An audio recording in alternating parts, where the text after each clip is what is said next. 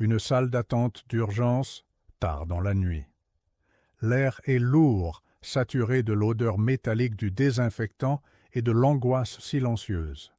Une grand-mère aux yeux fatigués attend, immobile, depuis des heures, les lèvres bleutées. Sa fille, à ses côtés, serre un dossier médical épais, les traits tirés par l'épuisement. À quelques mètres, une jeune femme, le bras ensanglanté, retient des larmes silencieuses. Des infirmières courent, le visage marqué. Pas assez de personnel, pas assez de lits, pas assez de moyens. Les murmures se transforment en soupirs. Les soupirs en résignation.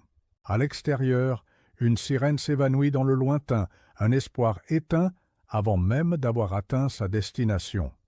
Ici, l'État ne prend plus soin. Il administre la pénurie. On vous l'a répété, inlassablement. La sécurité sociale, le joyau de notre modèle social. Le bouclier qui vous protège de la maladie, de la vieillesse, de la misère. Une promesse gravée dans le marbre de la République. Une fierté nationale, l'incarnation de la solidarité. Tout cela est une fiction, un mythe colossal, une illusion dangereuse. La sécurité sociale n'est pas un bouclier. C'est une cage dorée dont les barreaux sont tissés de dettes et de désillusions. Ce n'est pas un système solidaire. C'est un vol organisé, légal, systématique. Un piège subtil, invisible, conçu pour siphonner votre travail, votre épargne, votre avenir, sous couvert de bien-être. Un crime silencieux contre le citoyen ordinaire. Comment ce piège fonctionne-t-il? Il repose sur le plus ancien des stratagèmes, la pyramide. Ce qu'on appelle la répartition. On vous dit que vos cotisations sont mises de côté pour vous. C'est faux. Une contre-vérité fondamentale. Chaque euro, chaque centime prélevé sur votre salaire ou vos revenus n'est pas épargné. Il est dépensé immédiatement pour financer les prestations d'aujourd'hui, les retraites des aînés, les remboursements de soins des malades actuels. Vous travaillez, vous cotisez, et votre argent disparaît instantanément dans un puits sans fond.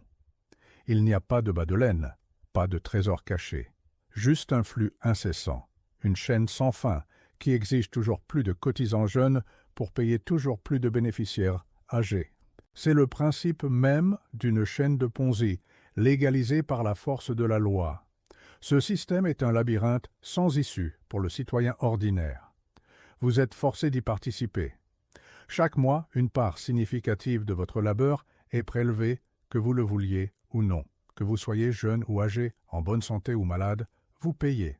On vous promet un retour sur investissement futur, une protection en cas de coup dur. Mais le piège se referme. Les cotisations augmentent, mais les services diminuent. Les hôpitaux ferment, les déserts médicaux se multiplient. Les délais d'attente pour un spécialiste atteignent parfois 6 mois, 1 an, parfois plus. L'accès aux soins devient un luxe. Votre argent s'évapore et en retour, vous obtenez moins. Moins de qualité, moins de disponibilité, moins de sécurité. Vous êtes piégé, contraint de financer un monstre insatiable qui, loin de vous protéger, vous rend de plus en plus vulnérable. Ce scénario n'est pas nouveau, il est gravé dans l'ADN de l'histoire. Il y a 2000 ans, l'Empire romain, cette puissance inégalée, a rencontré les mêmes défis, a succombé aux mêmes tentations. À son apogée, l'Empire gérait un État-providence colossal.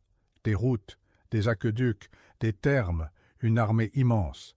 Mais aussi les anones, des distributions gratuites de céréales à la population, les jeux pour divertir les masses. Un État qui promettait, lui aussi, la sécurité, la subsistance, la grandeur.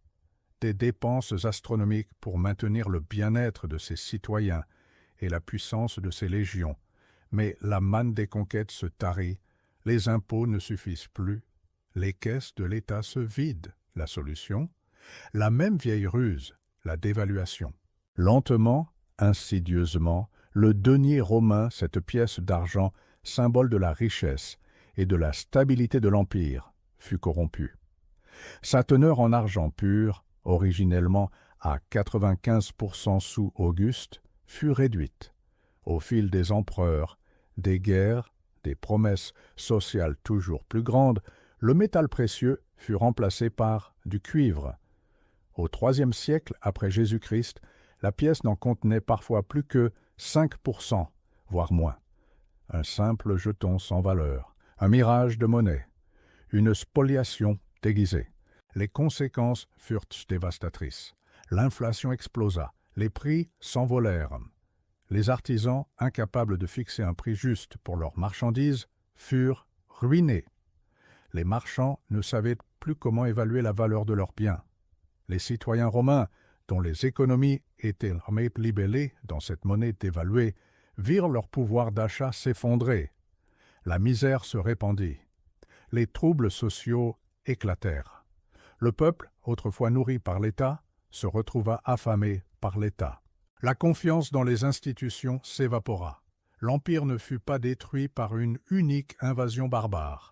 Il fut miné de l'intérieur, lentement, insidieusement, par la destruction de sa monnaie, par l'incapacité de financer des promesses démesurées, par la perte de foi de ses propres citoyens, une lente agonie économique et sociale.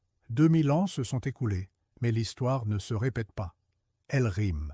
La dévaluation du denier romain pour financer l'État-providence d'hier n'est pas si différente de la dévaluation silencieuse de votre pouvoir d'achat aujourd'hui.